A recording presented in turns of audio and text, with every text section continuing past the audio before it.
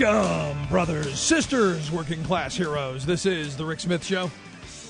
Thanks for being here today on the big program. Lots of things to get to, lots to talk about. More Trump nominees, more... Oh, my God. I got to be honest, this DeVos thing has just got me off the deep end. You've got an ideological billionaire lobbyist who wants to destroy and profit from public education as the head of education. It really rings of putting the fox in charge of the hen house. And even worse, I mean, just incredible the choice here, but not surprising. I mean, you can go down the list and look at this administration, and a lot of bad things going to happen. The hope is that we finally wake up to the realities that are coming. Also, we're going to talk about the Donald's infrastructure plan, good, bad, and different. Is this the blind squirrel finding a nut? Is it going to be good for the country? Or, as I've been saying, is this just another one of those opportunities for the real estate developer in Donald to be able to profit off of our tax dollars? My take, massive profits. And I said right on election night, this administration is going to be the most corrupt in the history of this country. You want to know, they're going to gold plate waste, fraud, and abuse. There will finally be a gold-plated door with the title Waste, Fraud, and Abuse, and it will be celebrated. And we're going to do it under the guise of P3s, under privatization, under a whole bunch of the radical right-wing pro-business agenda. It's going to happen. And anyone who gets in the way will be steamrolled. Any company that dare take a stand and dare not go along with the plan, you will be punished. And I've been watching, and I don't know if you've seen this, but I've been watching the Kellogg company story going back and forth. Evidently, Kellogg pulled their advertising from Breitbart, which I got to be honest with you, I don't know why the hell you'd be advertising on Breitbart to begin with if you're a company like Kellogg or any company that cares about your reputation. Just throwing that out there. I don't know why you would choose any of these quote-unquote alt-right groups or any of these fringe elements. Don't know. But Kellogg made the decision we're going to pull back. So now what's going on is the alt-right, white nationalists, white racists, these what we used to call, just far-out radical groups who've, given themselves a cute name like alt-right. Now what we're seeing is those groups who are now ganging up on Kellogg. And there have been like 10 stories that have hit my email box of how horrible the Kellogg Corporation was. Because, back in during the Depression, the Kellogg Company didn't lay anybody off. They actually have a fairly progressive, this is a company, and look, for all the problems with the new CEO trying to break the unions and trying to extract massive concessions from the workers, and we've talked about that over the years, but this is still a company that's set up in a way that their foundation tries to promote a better society, a more inclusive society, a less hate-filled society. And now the quote-unquote alt-right, the racist white nationalists, the white supremacists, the Klan, whatever you want to call them, now they've got them in their sights. And Kellogg's now you're going to see the right wing in this country boycotting Kellogg products. And this is what's going to happen. This is the beginning of that fascist movement. You crush dissent. No one can have a secondary opinion. No one can have their own opinion. You've got to march the company line. And this is what's happening to Kellogg. And look, this is a pretty big company. And I guarantee you they will be pulled into line. Now, you go back to the Kellogg company of the 30s. The reality is they didn't lay anybody off. They did what I said should have happened in 2009. And I used them as one of the examples of why. Nobody should have been laid off. Nobody should have lost their jobs. Hours could have been cut back. You could have made up a little bit of it with unemployment so that nobody stopped getting up every morning and going to work. That was their idea. Their idea was to have that society where people have opportunities. What we're seeing before us, and this is one of those things that's really very frustrating, is that they're going to be attacked mercilessly because they had the audacity to fund some groups with minor amounts of money to help them pursue that more inclusive, that more perfect union. And what's interesting to me, and again, I go back to the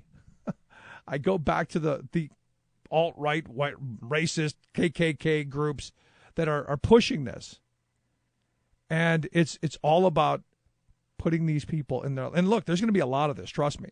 Any left-leaning group in this country, and I had this conversation last night, where someone said to me, aren't you afraid of what's coming?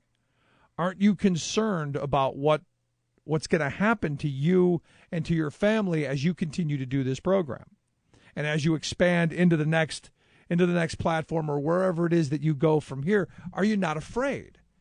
And the answer is yes. The answer is I'm very concerned about what happens to our country when you crush dissent. Look, I may not agree with everything my conservative friends say. I may not agree with their positions, but I believe that they have the right to say it, and we have the right to have conversations around it. And as a country, we then get to decide on who our leaders are going to be. And look, right now, we have decided, it's rigged long before the first vote was cast. The Republicans and the radical right and the billionaire class figured out the game. They played the game better. They set up tons of voter suppression laws all around the country. They kept hundreds of thousands, if not millions of people from the polls. And yes, unlike Donald Trump's claim that there are millions of illegals voting, you can actually prove there were hundreds of thousands, if not millions of people who were kept from the polls because they didn't have an ID. That you can prove. This nonsense that, there are millions of illegals who went to the polls, and you can't prove that. And it defies logic, especially when you look at the fact that out of, how many millions of votes were cast, they actually came up with 4 people who committed voter fraud. And of them, my favorite one, the one in Iowa, the woman who admitted, she goes, I went to the polls twice. I voted twice for Donald Trump because I believe Hillary was going to steal the first one. And you go, well, if she was going to steal the first one, don't you think that by casting a second, she should have stole that too? If she had the power to do that. That's how idiotic we've become as a society. And I look at this Kellogg story and I go, you know what? Get ready for it. We're going to get tons of this stuff. We're going to be inundated with nonsense. And yes, there's a lot of fake news out there. And yes, there's a lot of just nonsense. And we're going to be inundated with it. But at the end of the day, what's going to happen to us in the next 4 years, and you can mark my word, we are going to see the destruction of labor rights in this country. We're going to see the destruction of women's rights in this country. We're going to see the destruction of consumers' rights in this country. This is going to be a country of, for, and by corporate profits. This is going to be government sacks on steroids. Mark my words, it's going to happen. They are going to fleece us, the taxpayers, at every opportunity to line their own pockets. And then they're going to keep telling us. And I look at this story about Trump saying, Boeing, this plane that they're building, this Air Force One that they're building, $4 billion is way over. We might not do it. He said, we want companies to make money, but not that much money. Nonsense. It's a smokescreen. All the while he's announcing that there's a deal with Japan that we don't really know what the deal is. So here's a guy who's going to make a lot of wheeling and dealing. And a lot of it's going to look really great until we get the bill. Honestly, it's just amazing to me. And when we come back, I want to talk about the infrastructure plan that the Donald has. This is another one of those areas where I'm all in favor of building infrastructure. I've been talking about it for a decade now, that we need this kind of mass investment, this kind of Manhattan Project investment, this kind of national direction to get us to rebuild our infrastructure. The way I see what Trump's proposed, this is a massive ripoff. And again, knowing that it's all about the Trump, who's going to benefit from it? Do you think it's going to be us? I got to wonder. Going to take a quick break. When we come back and talk a little bit about the big infrastructure bill. Stick around. You're listening to The Rick Smith Show.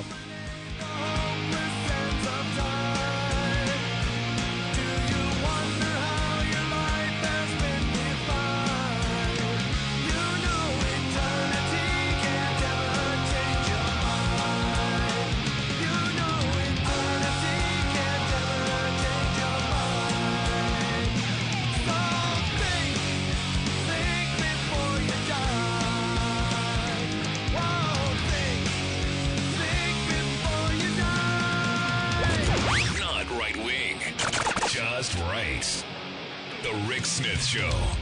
I'm Rick Smith, and this is Labor History in 2. On this day in labor history, the year was 1869. That was the day black workers met in Washington, D.C. to found the Colored National Labor Union. 214 black trade unionists hoped to work toward equal representation in the workforce. They also demanded anti-discrimination legislation, federally funded education, and the fulfillment of the promise of 40 acres and a mule for Southern farmers. 34-year-old black caucur Isaac Myers was elected the organization's first president. He had organized black caucurs in the Chesapeake shipyards. Myers hoped to lead black workers into the National Labor Union, an early effort at building a national labor movement. National Labor Union founder William Silvis insisted there should not be distinction of race or nationality among the ranks. Myers added that white and black workers must come together in solidarity and organize for higher wages and living standards. Many members of the National Labor Union were not so progressive when it came to integrated unions. Some of these organizations had whites-only clauses in their bylaws. Others feared competition from black workers and voted not to extend membership. Myers understood the need to organize black workers. While the National Labor Union did not live up to its stated ideal of inclusion, Myers' efforts welcomed all workers regardless of race, gender, or occupation, and represented workers across 21 states. They were soon met with the full weight of resistance that hostile bosses, media, and the government brought down upon them when they tried to push for reforms of any kind. Though the Colored National Labor Union soon fell into decline, black workers carried on its ideals of interracial solidarity during the Great Strikes of 1877. So did the new Knights of Labor, who insisted an injury to one is an injury to all. Chances are, when you took a shower this morning, an AFSCME member made sure that water was clean. When you drove to work, an AFSCME member maintained the road. When you rode an elevator, an AFSCME member inspected it. I'm David Philman, Executive Director of AFSCME Council 13, the American Federation of State, County, and Municipal Employees. AFSCME members enforce regulations, keep prisoners behind bars, take care of patients, protect the environment, and more. The work isn't glamorous, the salaries aren't high, but AFSCME members serve the public in every aspect of our daily lives. Chances are, you'll never see that AFSCME member working in a sewage plant, diving underwater to repair a bridge, or answering a 911 call. But aren't you glad they do? For more information, visit AFSCME13.org. We are AFSCME. We make Pennsylvania happy! Rebuilding America. The Rick Smith Show.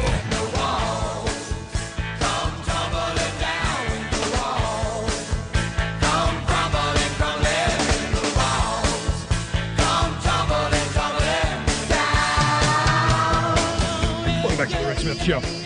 Check out the website, thericksmithshow.com. Questions, comments, something on your mind, you can email me, rick at thericksmithshow.com. So as we learn more about the Donald's plan, and look, it's going to be a big, beautiful plan with walls and maybe fences and as I've been saying, lots of waste, fraud, and abuse in my estimation. Lots of P3s, lots of corporate giveaways, and I'm assuming lots of toll booths for you and I to support. But here to talk a little bit about what he sees in the Trump plan, and to talk about his piece, how Donald Trump's infrastructure plan fails America. I've asked Kevin DeGood to come talk with us. He's the Director of Infrastructure Policy there at the Center for American Progress. Kevin, thanks for taking time for us. Thank you for having me on the show. Glad to be here. So I look at this, and it's my view, I said this on election night, this administration is going to be probably one of the most corrupt and waste more taxpayer dollars than probably any in the history. And I see infrastructure being one of those places where it happens. That's absolutely the case. The plan that he has put forward, and I think for most people we probably want to put some air quotes around that, is one that doesn't really do anything for the vast majority of Americans or their communities, rather than doing what the federal government has done so well for many decades, which is providing grant dollars to state and local governments and other sort of special purpose government entities to go out and actually build real projects. This plan in its current form would really just provide tax cuts to the wealthiest and elite Wall Street investors to try to coax states into engaging in more, fancy public-private partnerships. Right. But, so bringing that up, because that's an important point, because I would argue a lot of the people who voted for him and a lot of the people in the rural areas in our country are going to be completely left out by this plan because no investors on Wall Street give a rat's behind about rural America.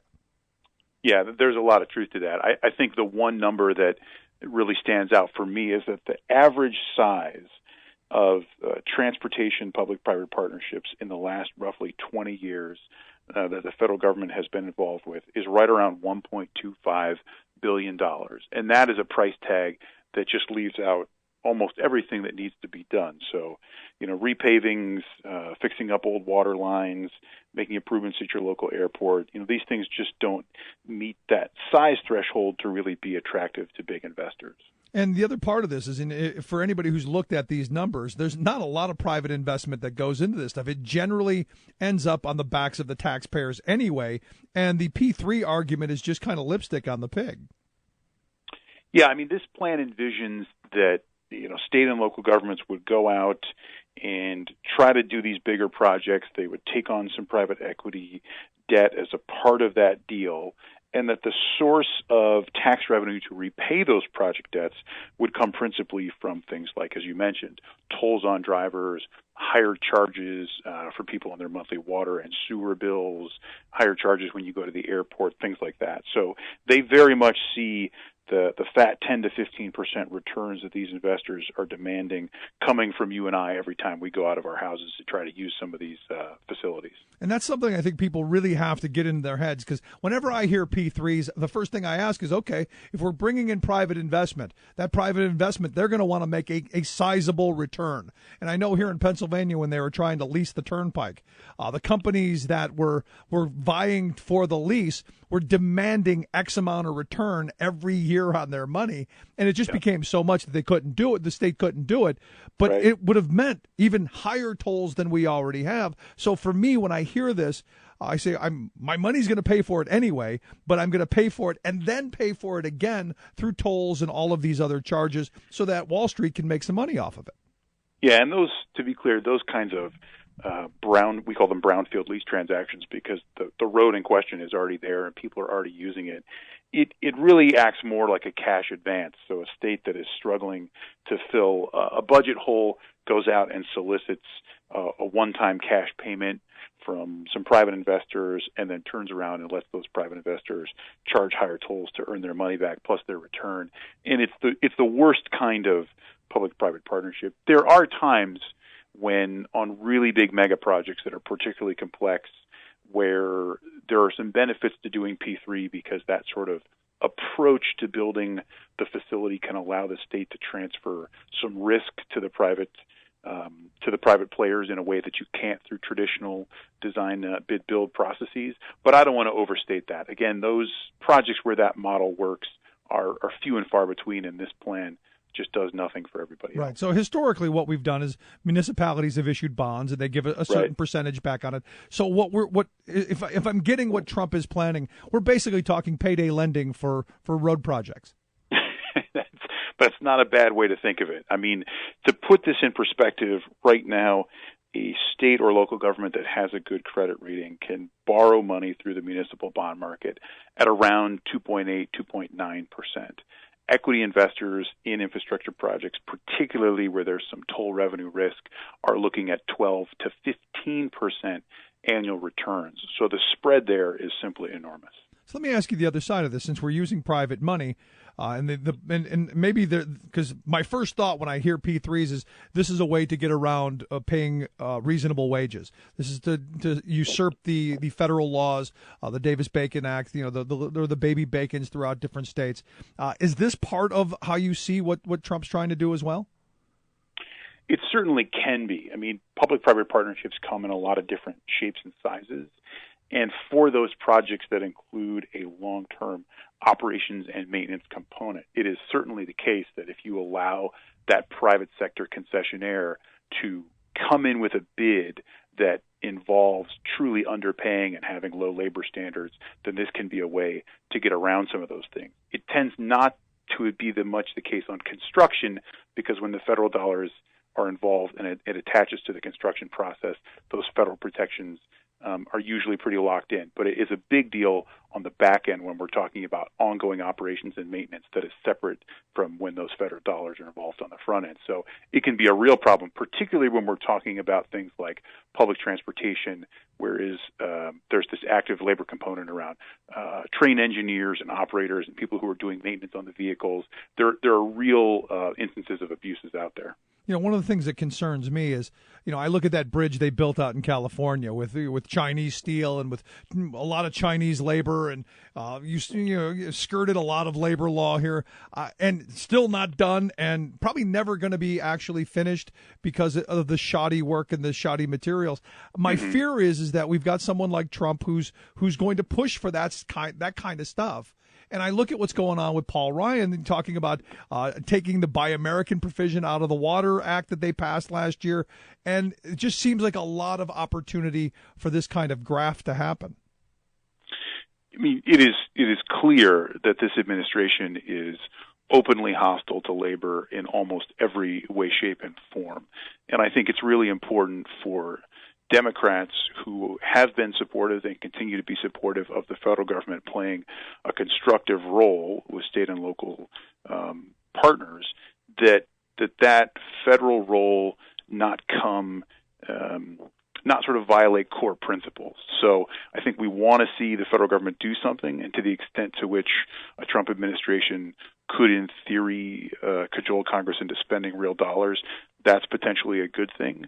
But it cannot come at the expense of hard-fought victories around things like prevailing wage, environmental standards around, a review of projects, how communities may or may not be affected by new construction. All of those things have to stay in place. Otherwise, I think it's a package potentially not worth happening. Although, of course, the devil is in the details. Right. Do you think we're going to get some infrastructure spending? Because look, I've been saying for the entire Obama term that the first thing we should have been doing in 2009 is heavily investing in those shovel-ready projects, and also to upgrade the thousands. I think Pennsylvania's got like 7,000 bridges across the Commonwealth that need to be either upgraded or completely torn down and rebuilt, and we haven't done it. Do you think there's a possibility that there could be some investment in infrastructure during the first couple of years of Trump's term? It is certainly possible, although I would flag that the biggest stumbling block is likely to come from within his own party. I mean, as you correctly pointed out, there were Democrats for the last 8 years which have been saying repeatedly that this is absolutely a place where the federal government needs to be more involved to provide additional investment and assistance. And the block has been really from, more often than not, the House Republican Conference. And I think that President-elect Trump is going to be in for a rude awakening when he realizes that the ideological extremism of many of those members hasn't gone away overnight just because of his election. Because to be honest, look, I didn't vote for Trump. I don't like his policies. I'm just absolutely beyond myself of the people he's put into his cabinet thus far. But the idea of building infrastructure and investing in our country appeals to me, and I think it appeals to a lot of people. But I just want to make sure it's done right. Absolutely. Couldn't agree more. And I'm not against paying for it. I'm not against our taxes being used to do it. My problem then comes back to the gimmicks and the schemes that we've talked about that are going to enrich Wall Street and cost us not just up front, but for the life of those projects. Yeah, and this is where I think there's a notion of productive deficit spending versus unproductive deficit spending. A lot of progressives have said, interest rates are low, so if we were to borrow a little bit of the money in order to make these investments, that's okay because these pay dividends for many decades to come. These are durable assets, and they're going to benefit our economy and the argument our I communities. Make. Yeah, and so I think there's a lot of truth to that, but that's very different than saying we should go out and blow a hole in the deficit in order to pass massive tax cuts for the wealthiest 1%. Those are very unproductive ways in which to add to our national debt. So I think to the extent that you're potentially borrowing money for productive uses, that's okay in a low interest environment, but not the way it looks like this incoming administration is gearing up to take advantage of certain procedural maneuvers to jam through some large tax cuts. Yeah, so let me ask you this, because I think we all took Economics 101. You learned about good debt and bad debt. When you lose your job, you use your credit card to update your resume, maybe buy a suit. You don't go on vacation. That the good debt, bad debt argument. Could this vehicle of infrastructure be that way? We take what we think is good debt and actually make it bad debt by giving those kind of windfalls to the top 1%?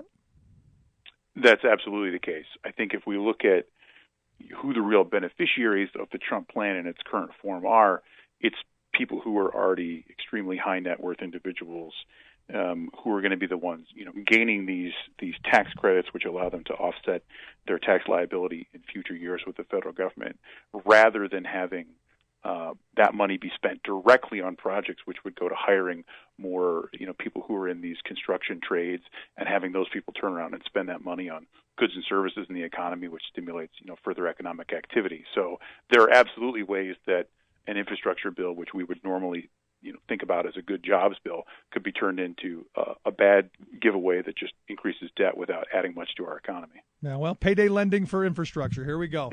That is our future. But I got to tell you, Kevin, I'm worried about this. And as we continue down the road, as more details come out about the quote unquote plan, I'd love to have you come back and keep us up to date on what's going on. Would love to do so. Thanks so much. Appreciate it. Kevin DeGood. He is the policy director there at the Center for American Progress of their infrastructure policy. Quick break. Right back. Stick around. You're listening to The Rick Smith Show. We're working people. Come to talk.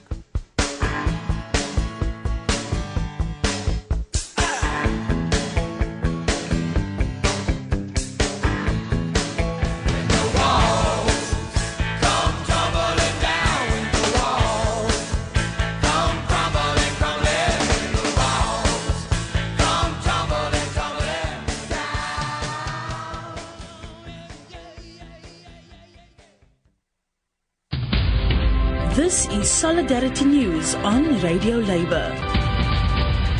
This is a Radio Labour special report recorded on Tuesday, December 6th, 2016. I'm Mark Boulanger.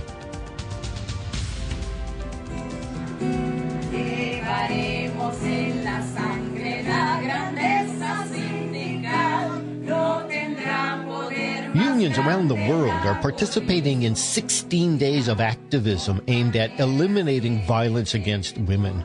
The campaign started November 25th and will culminate on December 10th, the International Day for Human Rights.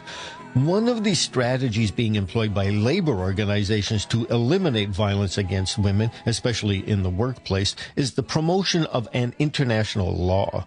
They are calling on the UN's International Labor Organization to adopt a suggested law called a convention. If a country ratifies a convention, it becomes part of the nation's legal infrastructure.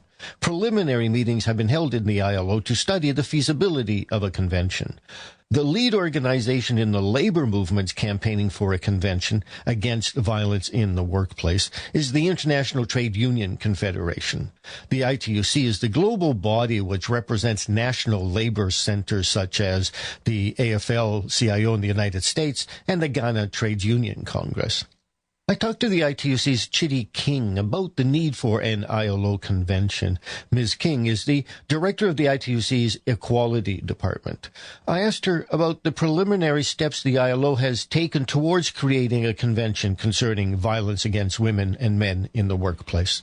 The ITUC certainly welcomes the fact that the ILO has finally decided to put a standard-setting item on the agenda of the International Labour Conference to address what is now violence and harassment against women and men in the world of work. We say, and I think it is accepted, that work towards any international labour standard should have a very strong focus on the gender dimension of violence in the workplace.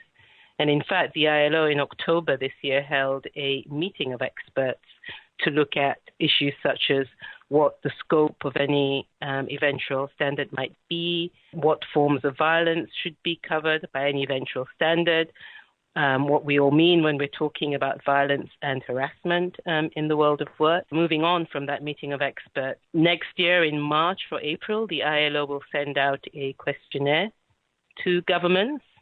And that questionnaire will be asking governments quite a few questions, but included in that set of questions will be what form of instrument, for example, should the eventual standard take. It's very important for the ITUC because we are campaigning strongly for a binding convention supplemented by a recommendation rather than, for example, a recommendation which would be non-binding guidance on the issue.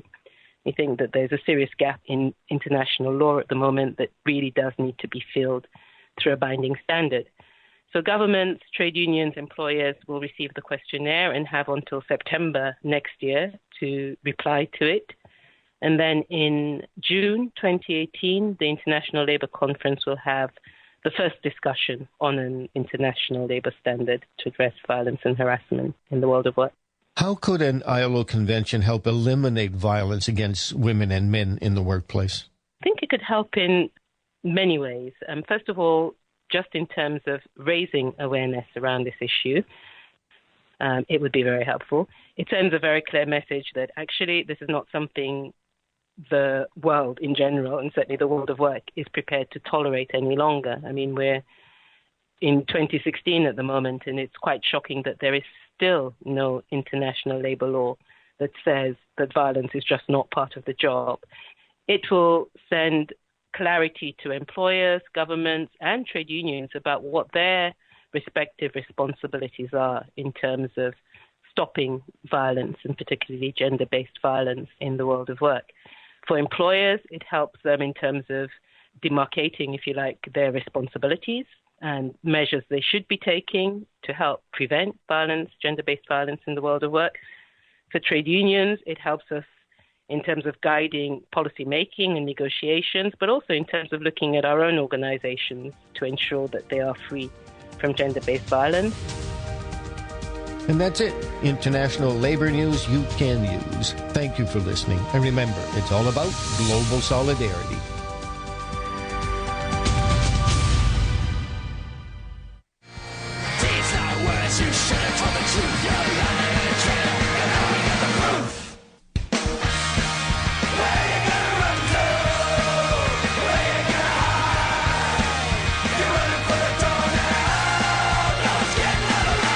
I gotta be honest, I think the conversation we had there with Kevin was extremely important in that our tax dollars are going to go to fund infrastructure projects that desperately need to be done. And I don't think anyone is against the idea of what we desperately need being done.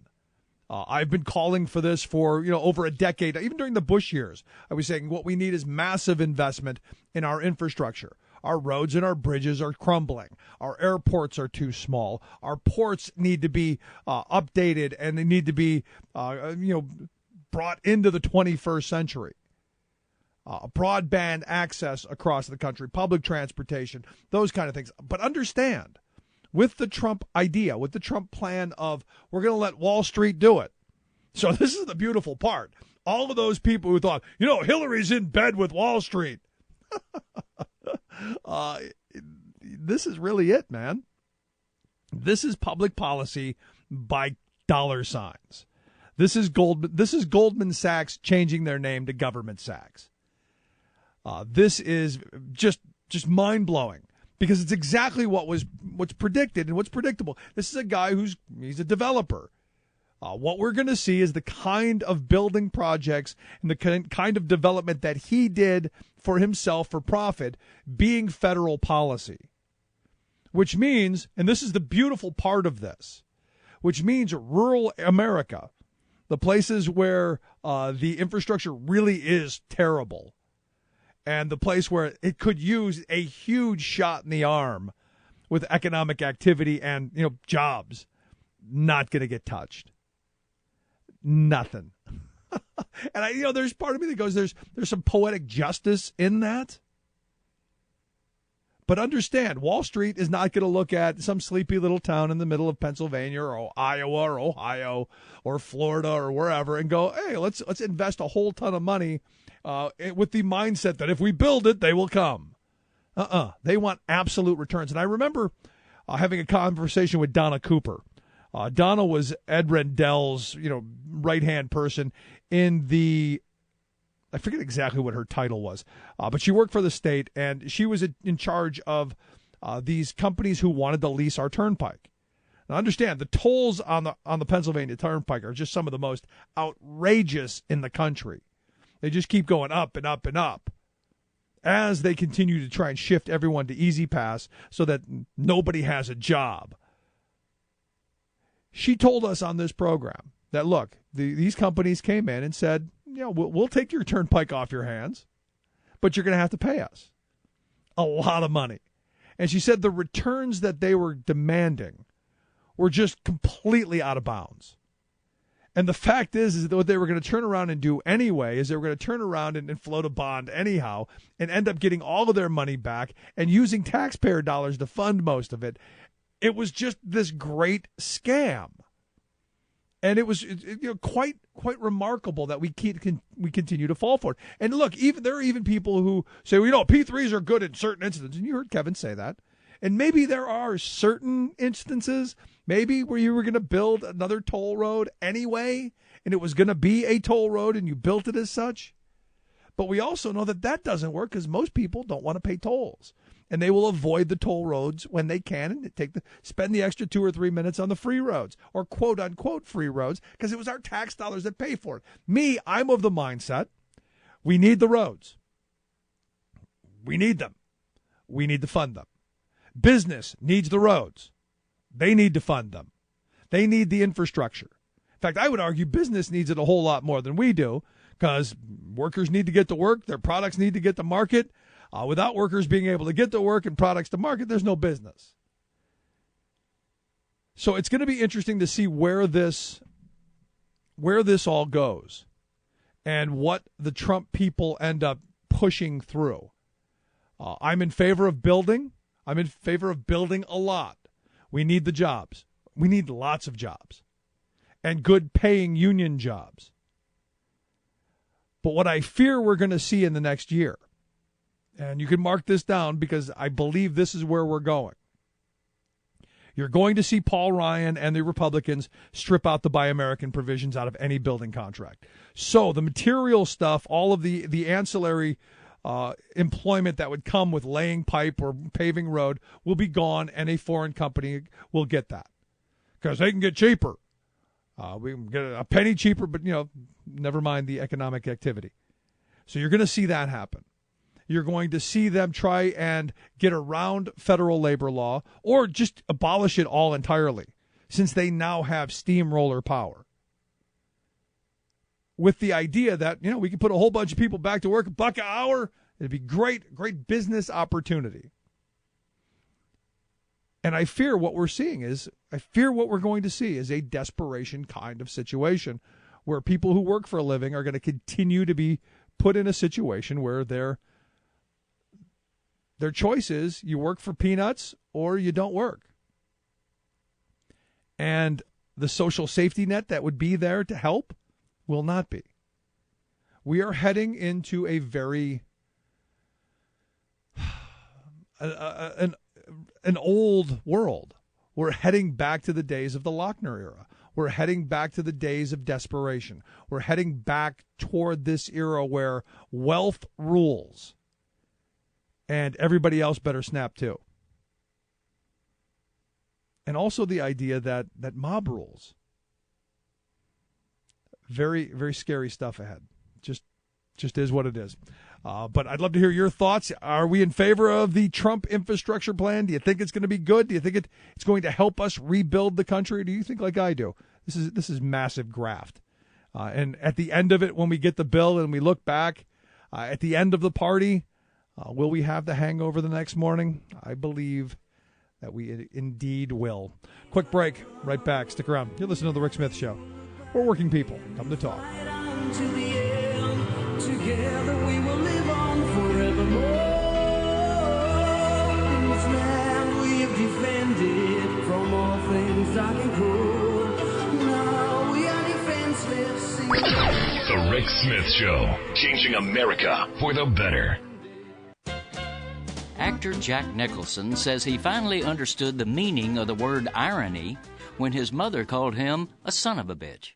So let us consider Donnie Trump, who campaigned as the populist champion of the working class, promising that, by gollies, he was going to take on Wall Street and the corporate elites. But the bitter irony for the working class is that they now see what the SOB meant. He's literally taking on the moneyed powers by taking them on board his administration. For example, he's brought in Wall Street billionaires to fill the 3 top economic policy positions in his cabinet. Then there's Betsy DeVos, the billionaire heiress to the scandal-plagued Amway fortune. Her life's work has been trying to defund and privatize the public schools that working-class people count on and to eliminate the working-class jobs of teachers and support staff. Her new job with Trump? Secretary of Education, where she'll now use our public money to try killing off our public education system. And here comes Myron Ebell, a honcho of the Competitive Enterprise Institute, a corporate front group funded by fossil fuel profiteers like Exxon and the Koch brothers, where he pushed relentlessly to gut the Environmental Protection Agency. Where's he now? Heading Trump's EPA transition team. Also, more than half of the Donald's Department of Defense transition team have been executives or lobbyists for such military contractors as Boeing. Overall, according to watchdog group Public Citizen, 3/4 of Trump's transition teams, which are organizing, staffing, and shaping our new government, come from corporate world. Not a single working-class populist has been allowed a seat at his power table. This is Jim Hightower saying, as America's working stiffs know, if you're not at the table, you're on the menu. Trump is no populist. He's a full-tilt corporatist.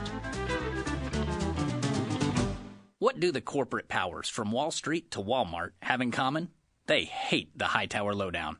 You can see why at www.hightowerlowdown.org. From United Nations headquarters in New York, this is your World in 2 Minutes. I'm your host, Luke Vargas, for Talk Media News. We start in the world of European politics, where 2 major elections over the weekend pitted the political establishment with surging populist forces. In Austria, populism didn't win, as Alexander Van der Bellen won a presidential election by a wider margin than some expected. Importantly, he defeated Norbert Hofer of the far-right Freedom Party, a candidate who rejected the European Union and was critical of the large number of refugees led into Austria in recent years. The establishment did not fare so well several hundred miles to the south, in Italy, where Prime Minister Matteo Renzi has resigned following the defeat of a constitutional referendum that attempted to shift the power of the legislature to the executive office. Renzi argued Italy's broken political system required more centralized power in order to solve a range of primarily economic issues, but voters weren't having it. New elections will be held next year, and all eyes will be on the performance of Italy's Five Star Movement, a political party that rails against the EU and wants to hold a nationwide referendum similar to the British Brexit vote. And Australia has approved construction of the massive Carmichael coal mine project. Based in the northeastern territory of Queensland, the project will be centered around Australia's largest coal mine, with some 6 open-cut pits and as many as 5 underground mines. The project could operate, according to estimates, for up to 60 years. That's not all. A permanent rail line will connect the inland mines with the coast, and offshore, a significant amount of underwater dredging will occur to help larger export ships send the new coal to India. Greenpeace and a slew of other environmental groups say Australia can have coal or the Great Barrier Reef, but not both. Expanding coal exports, they say, will send hundreds of new ships over the reef, increasing the risk of accidents on a reef that is already facing alarming coral bleaching. For more global news headlines, visit TalkMediaNews.com.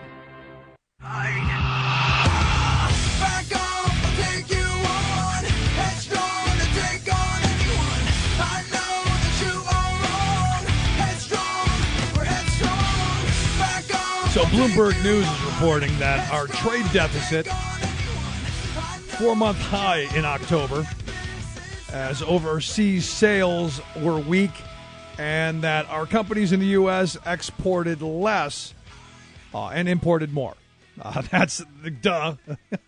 That's how you end up with a $42.6 billion trade deficit, which is a 17.8% increase over September. That is the largest single-month increase since March of 2015.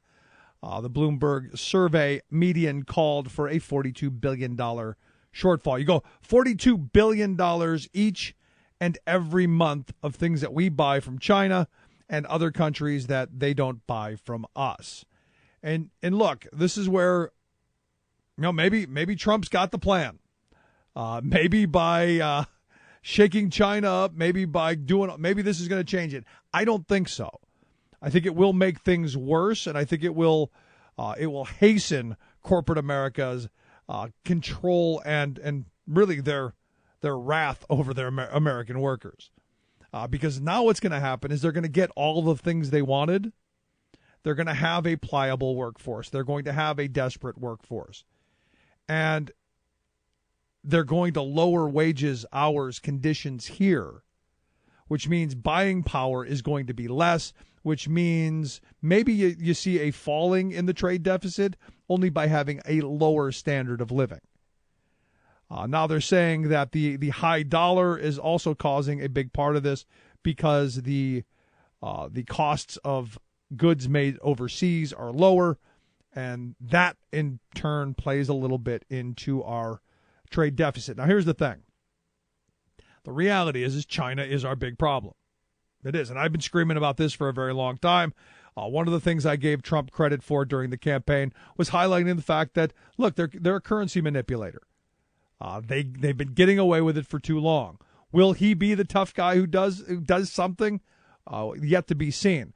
You're looking at the second largest economy in the world, who is really heavily dependent on the U.S. and dumping their stuff here to keep their people employed. It is what it is. In fact, they had a $31.1 billion surplus with us. So 31.1 of the 42.6 was with one country, and that was China. Think about it. I mean, that's just kind of amazing. Now, we also have had deficits with the European Union, pretty much all of them, with Japan and with Mexico. And you go, why are we doing, what are we doing? How are we doing it? Understand, especially when you're looking at goods, not services so much, because our service sector actually does really well. Wall Street and the financials, they do great. In fact, our trade deficit is much, much higher when you take the service sector out of it and look at just what the goods part of it is. And look, when Trump says we've lost 70,000 factories, we have. We haven't really lost them. We know where they are. They're in China. So we're heading in this perfect storm. We're heading in this weird world where you're going, we don't make much anymore. And the stuff that we do make is automated. And the wages that our employees are making is less than it was 30 years ago. So who's going to buy all of these products made overseas? More and more, we're seeing the standard of living of the American worker going down. Now, if you're fortunate enough to be able to afford to go to college and get a good education, and you're fortunate enough to be able to do that young enough, you're gonna be okay in this country. And what Trump has done is pretty masterful. He has taken the people who are doing okay, they're doing well, and really pitting them against the very poor in the country, and using those who want really to do well and blaming the poor in this country for their plight. Our trade deficit problems are a matter of policy. I was having this conversation the other day, and it comes back to my conservative friend said, get over it. The election's over. What do you want to see Trump do?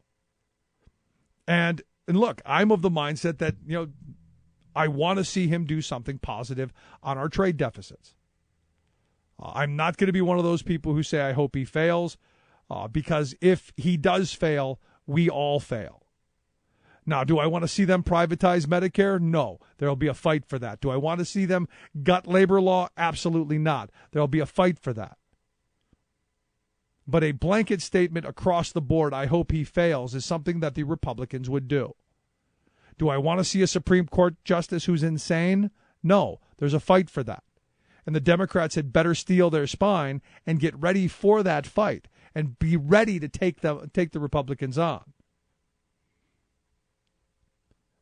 The problem that I have is that there are things that need to be done. Our infrastructure needs to be repaired. We cannot go another 4 years with nothing getting done. We just can't. It's not good for the country. Not good for the future. So, on that vein, I want to see him do well. I want to see mass investment in the future of this country. The fact that he met with Al Gore means that maybe possibly there could be something done on climate change. even though I see him filling his administration with drillers and climate deniers and just some of the worst policy-type people you can possibly imagine. Is there an opportunity to do some of the things that need to get done in this country that only a Republican president could do, like infrastructure? Maybe.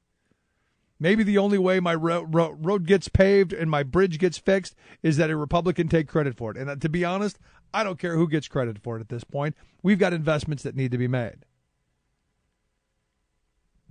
But on the things that we disagree with, there had better be a fight. Because at the end of the day, while all of the media is focusing on, well, Donald Trump won, yeah, they rigged the game well. They did, honestly. You look at the voter suppression tactics, you look at the gerrymandering, you look at how things are situated. Honestly, you look at Wisconsin, 300,000 people didn't get the vote. Vote wasn't that close. And I would argue that the mass of those were poor people. So to say that he has this massive mandate would be a stretch. So for me, the idea is if he wants to truly go down in history as a great president, he's going to have to move to the middle quicker. Is that going to happen? I don't think so. I think we're going to have 2 years of a bloodbath. But we're going to be here to point out where that's going to happen. Because like we talked about it earlier, the infrastructure plan is payday lending. That's what's going to happen. We're going to end up paying massively for investments that, well, should have been done 10 years ago. But also because we've got to feed the house. We've got to feed Wall Street. So there's a lot there. Another story I find very interesting. Evidently, Joe Biden has now decided that he may consider running for president. Yeah, a little late on that, Joe, because I got to be honest, I think Joe would have won. I think had Joe come right out from the beginning, I think he would have had a shot, a much better shot than Hillary did. And look, I'm not against Biden Watch, hashtag Biden Watch, not against it. People need something to hold on to, even if it is the prospects of a 78-year-old president.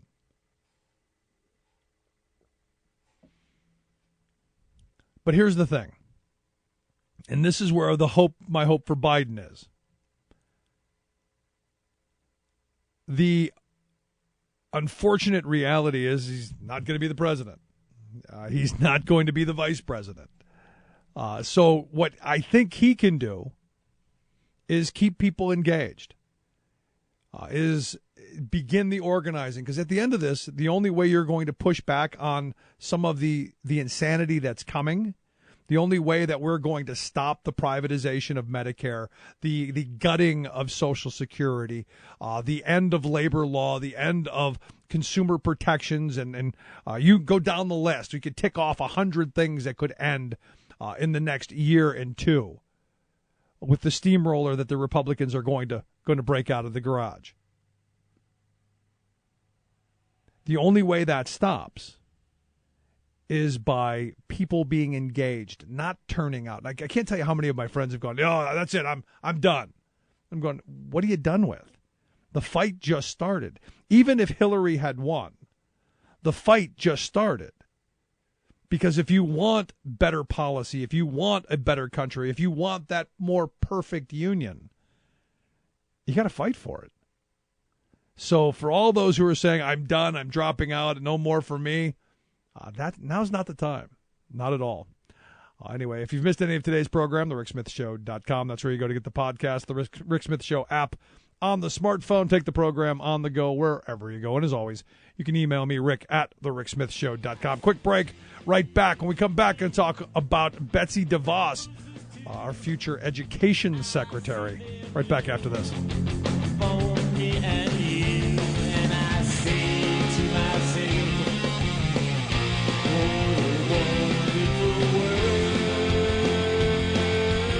Yes, it is all about the children, even after they're born.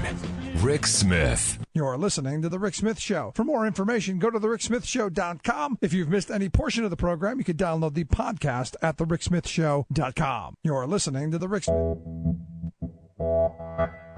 You're listening to WIN, Workers Independent News, a production of Diversified Media Enterprises. I'm Doug Cunningham. The nominee for the Secretary of Education slot is the most ideological and anti-public education nominee that any party has ever selected. How someone can be selected to be the chief spokesperson about the public schools and public education in America when they hate public education in America and have spent their adult lives undermining it is a real question. American Federation of Teachers President Randy Weingarten talking about Betsy DeVos. DeVos is an Amway and Blackwater billionaire whose family has crusaded to privatize public schools. They want schools to be defunded. They worked hard to hurt the Detroit schools, and when Republicans and Democrats alike came up with a rescue plan this year, her family, led by her, single-handedly spent 6 weeks and $1.5 million to kill that rescue plan. Weingarten says Betsy DeVos doesn't just want to privatize public education, she wants to obliterate the separation of church and state by replacing public education with religion-dominated education. They believe that public schools have displaced the church as the centers of community, and they want to do what they can through defunding, destabilizing, privatizing to make schools more the kingdom of God again. GKN Aerospace is shipping 300 highly skilled IAM union jobs to anti-union Alabama at half the wages the workers get now in St. Louis. IAM 837's Stephen McDermott says GKN is turning its back on middle-class workers. He says these workers losing their jobs are highly skilled, building precision parts for U.S. military fighter jets. The IAM says it's companies like GKN that are destroying American manufacturing and impoverishing America. The U.S. Department of Transportation has approved a foreign air carrier permit for Norwegian Air International's Flag of Convenience airline, jeopardizing hundreds of thousands of U.S. aviation jobs, according to the AFA-CWA. AFA-CWA's Sarah Nelson says the DOT decision overrides carefully negotiated worker rights and rolls out the red carpet for a foreign corporation by trampling workers' rights. Flag of Convenience airlines can operate as if they are based in any country in the world, allowing them to exploit low-wage labor and circumvent aircraft maintenance standards as well as labor rights. Brought to you by Blue Cross Blue Shield National Labor Office, empowering working Americans with stable health coverage for over 50 years. The National Labor Office is committed to remaining the top choice for the 17 million union workers, retirees, and families they serve. Online at bcbs.com/NLO. You've been listening to WIN, Workers Independent News. For more information, visit laborradio.org.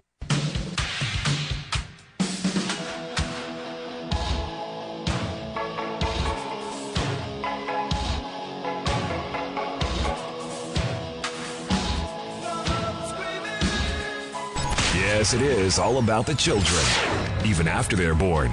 Rick Smith.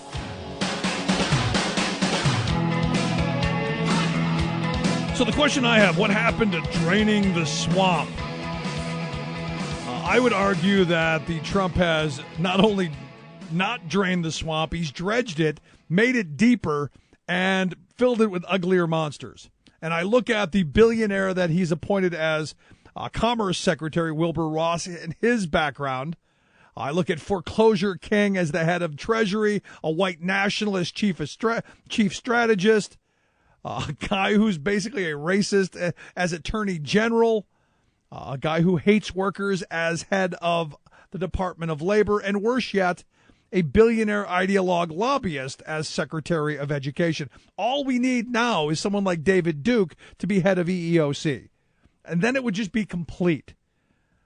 But here to talk about this education secretary and a little bit about her background, I've asked Jon Stewart to come talk with us. He is a former Michigan State representative, also a candidate for school board out in Michigan. Jon, thanks for taking time for us. Well, thank you very much for this opportunity. I've been an attorney in Michigan for 37 years, as you said, a former state representative and for 6 years and chairman of higher education in Michigan. We take great pride that our public schools in Michigan are the foundation of our democracy and the cornerstone of our society. Betsy DeVos is not qualified. As you said, she is a lobbyist for-profit charter schools. Over the last 2 years, the The DeVos family has given over $14 million to elect politicians in Michigan. They have bought off the Republican majority in the state House and in the state Senate. But significantly, you have allowed me to talk about the Betsy DeVos, who is Machiavellian and goes into state representative districts, and 2 months before an election, she will send out as many as 16 negative mailings that will destroy candidates who are pro-public education. She despises public school teachers and has a disdain for public schools, period. Right. She does this through her political action committee called the Great Lakes Education Project. And one specific example, Rick, $184,000 was spent to badmouth the only Republican state representative who did not vote for unlimited cyber and charter schools.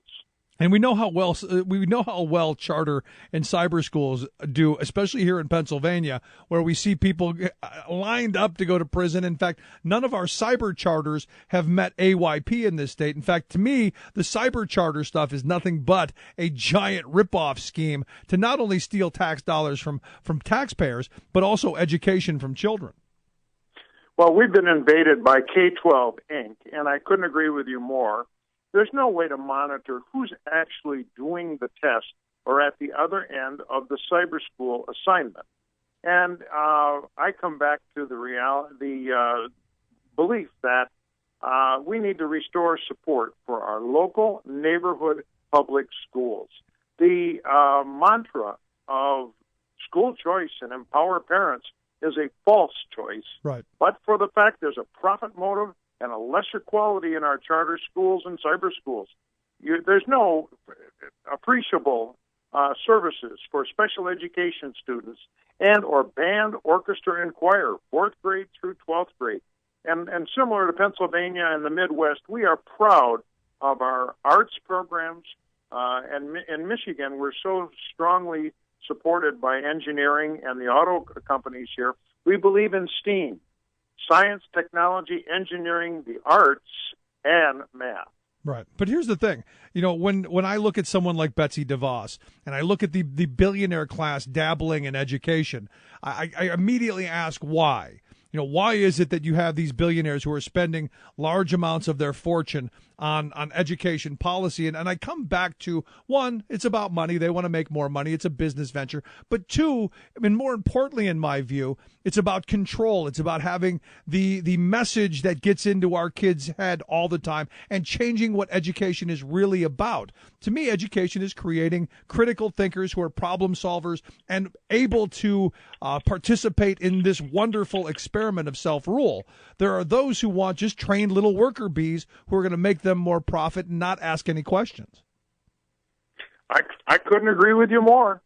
The profit motive is very sad because we have Betsy DeVos, of my brethren over in the Dutch community on the west side of the state, who believe in free market and for-profit. Well, they don't see that there is a public good in public education. And perhaps they want to privatize everything and make teachers the lowest paid and or all of the support staff services through our public schools. It's pathetic, the way they want to drive down and put down the middle-class workers who support our public schools. You brought up the free market there, and to me, there are a lot of people who worship at the altar of the free market and believe that competition is going to get us ultimately the best outcomes. And if we had two competing schools, that we would get the best outcomes. Is that a failed philosophy? Do you think that's a wrong direction then? Yes, I believe that is a failed philosophy. This whole bit about competition. When the competition is based on a profit motive, of course there's going to be the incentive to produce services for students, Michigan's children, Pennsylvania's children, at a lesser cost. And therefore you have a lesser quality in our charter schools, in our cyber schools, and there's just far less quality produced through, you can't get around good old Horace Mann, the father of public education here in America, who dates back to the Civil War.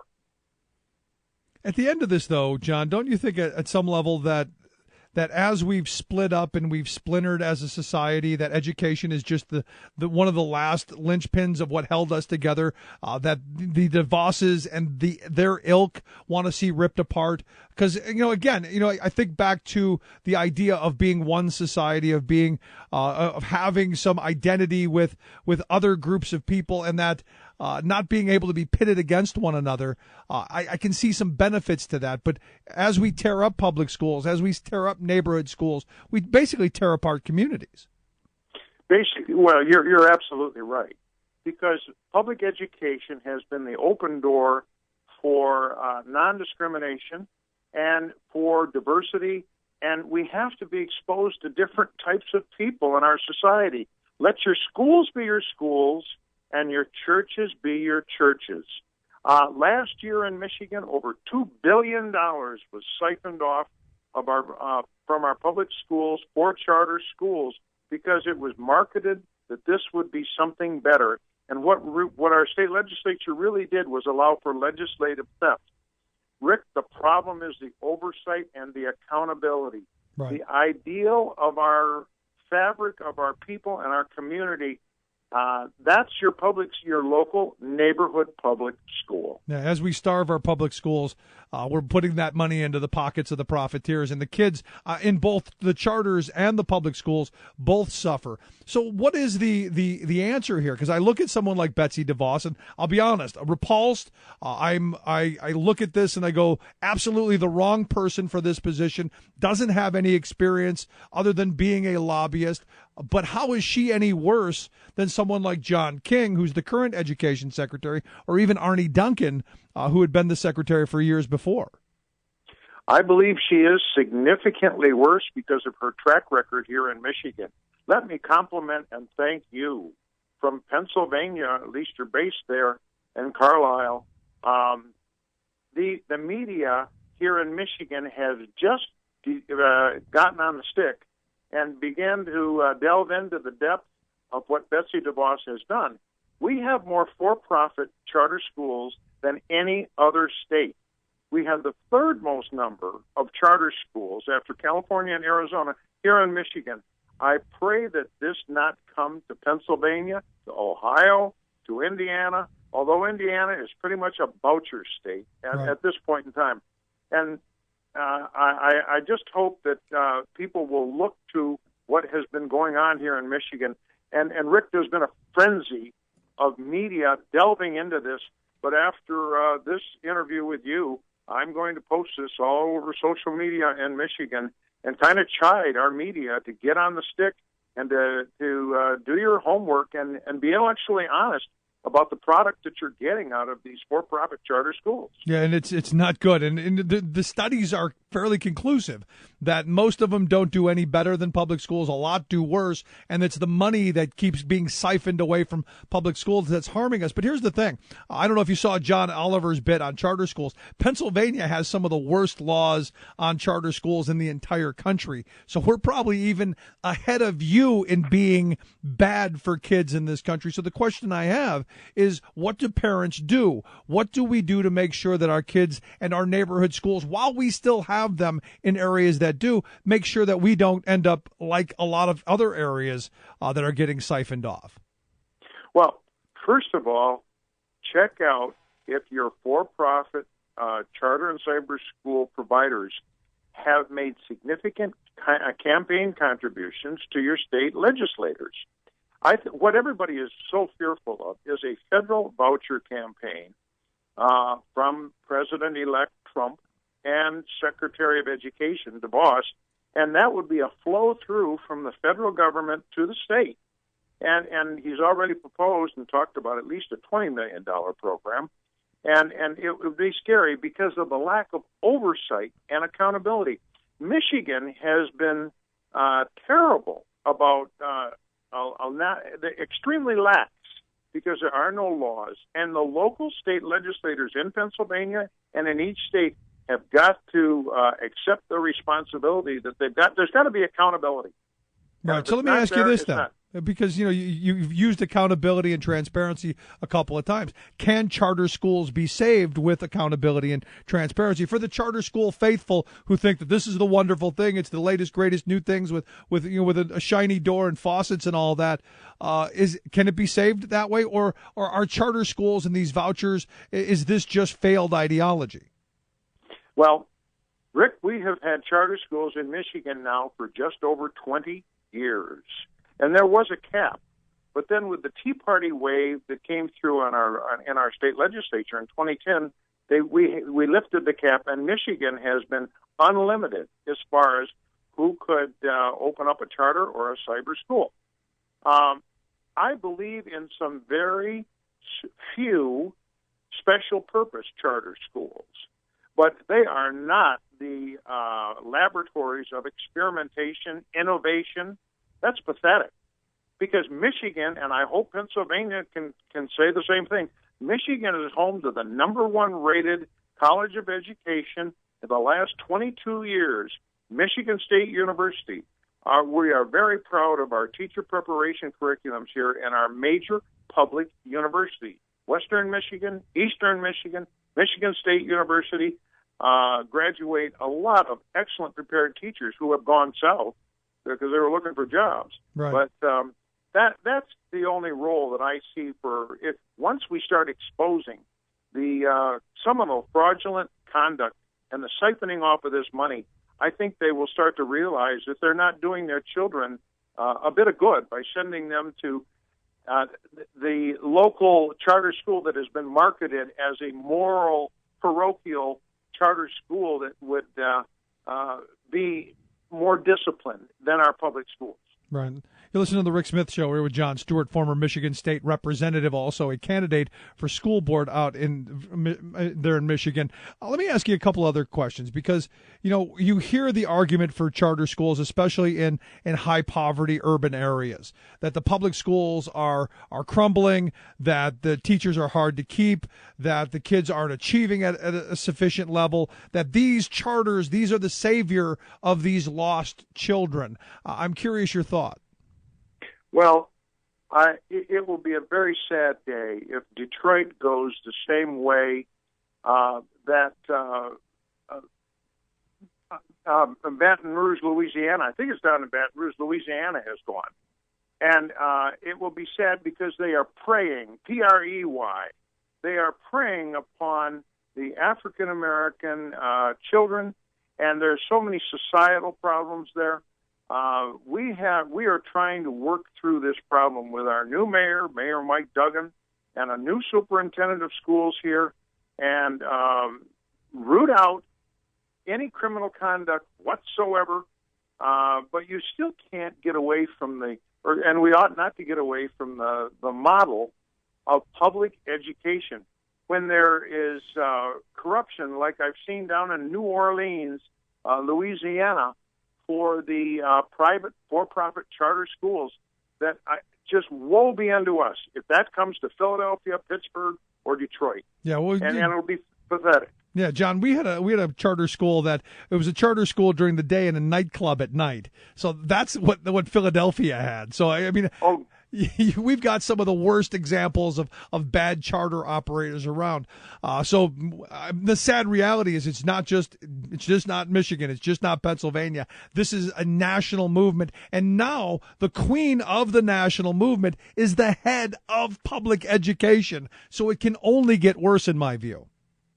Well, I'm so glad that in your introduction, you defined Betsy DeVos as a billionaire.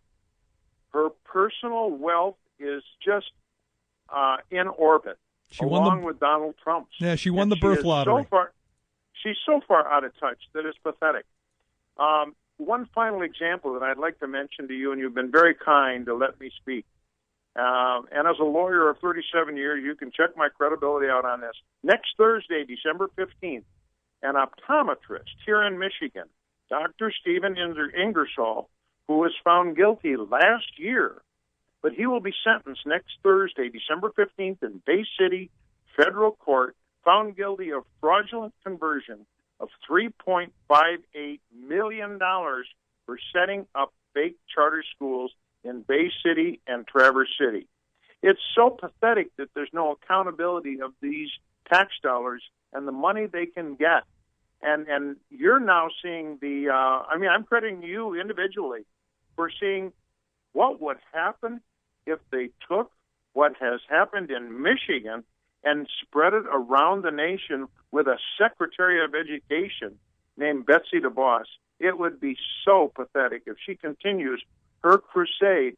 And she has said in a recent interview she would be furthering God's kingdom. Yeah, it's scary, scary stuff. But here's the thing. I look at that $3.58 million. I don't look at that as money. I look at that as all those kids who are not going to get an education because those years of their lives are lost.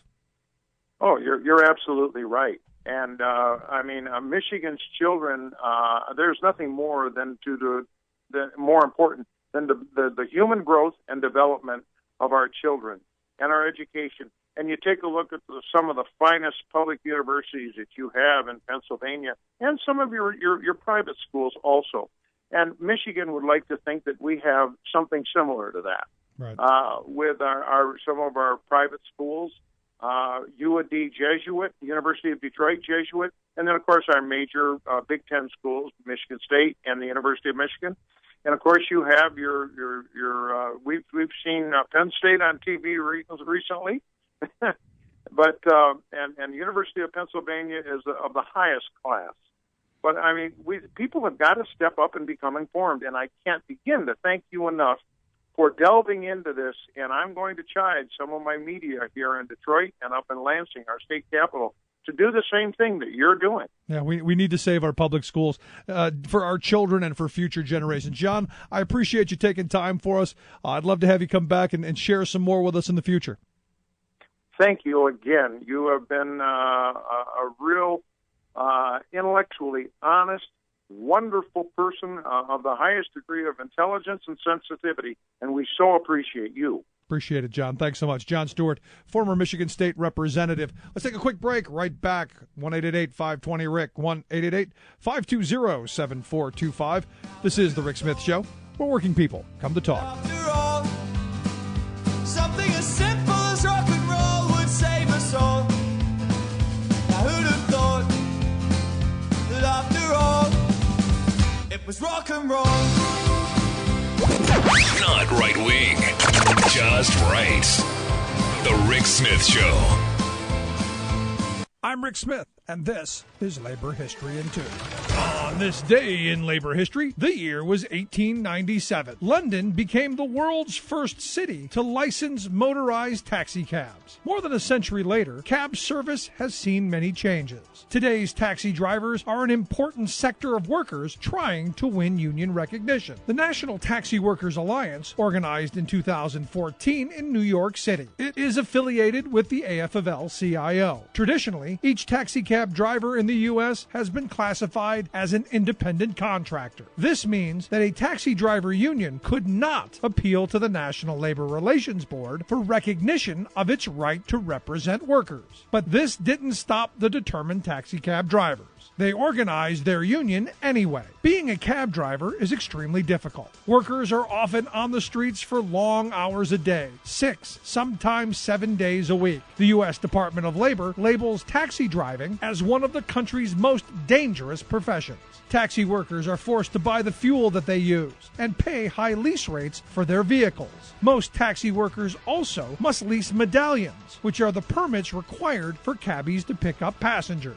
As independent contractors, the taxi workers are on their own to buy health insurance. Jamal Hussein, a National Taxi Worker Alliance member and taxi worker, said, "All the risk is ours. If gas prices rise, we earn less. If it's a slow day, we earn less. But the company gets its money no matter what." Taxi drivers now have to deal with the growth of ride-sharing services such as Uber. These ride-sharing services do not have to meet the same regulations and safety requirements as taxi drivers. Organizing drives have spread to other cities.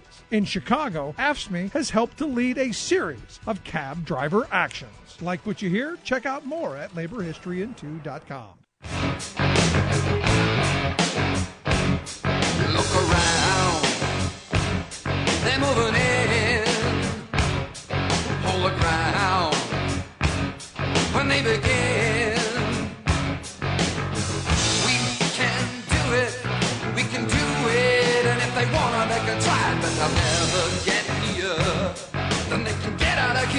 Welcome back to the Rick Smith Show. So we're watching Paul Ryan and the Republicans doing the slow walk, if you will. Look, they voted, like 60, 100, 500 times to repeal the Affordable Care Act? They spent more time voting to repeal it than they probably did anything else. And you would think from 2010 to 2016, they would have come up with a plan. Now, they did have a plan. It was called Obamacare. Only it was the Republican plan back in the 90s that became Romney Care that Obama basically copied to make Obamacare.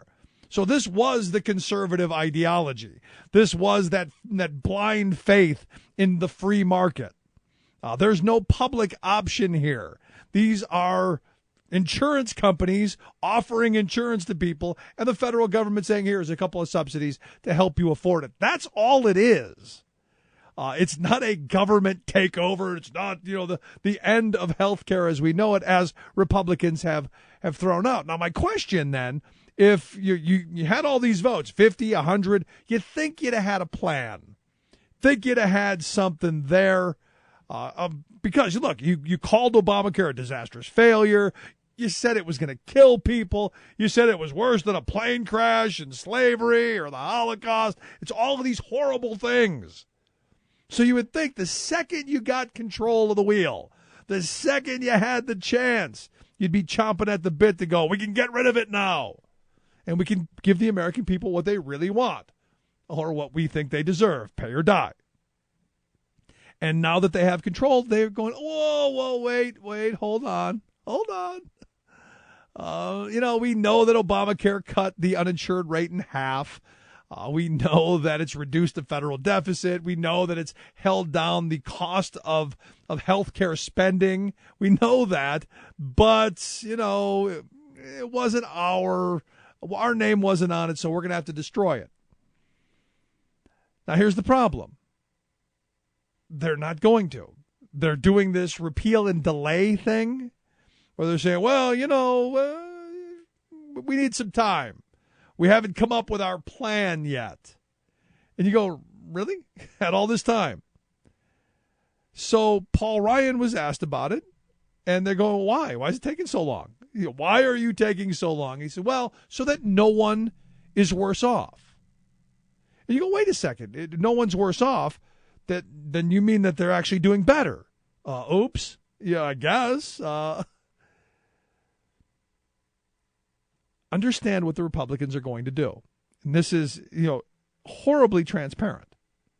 They're going to continue to slow walk this for 3 years. And this is what they've said. Repeal, delay, 3 years. In the third year, they will repeal it. There will be lots of anger, lots of pain and suffering. And then they're going to offer a plan that is going to be, on its face, just wonderful. It's going to be Medicare Advantage, where you're going to get private insurance and it's going to be wonderful, until you realize that, it costs a ton of money. As my Medicare fans tell me, Medicare Advantage has about a quarter of the seniors in it. Traditional Medicare has about 3/4, and they cost about the same. So now imagine if all the seniors said, hey, let's have Medicare Advantage, what the costs would be. My problem with people like Paul Ryan, with people like Donald Trump, if we know what he's going to do, is that it's not really about anybody else. It's about blind faith ideology, and that's scary stuff to me. But this is most certainly something that we're going to be keeping an eye on, and hopefully this is an issue that implodes the Republican ranks, because there are people like Susan Collins are going, wait a second, not so thrilled.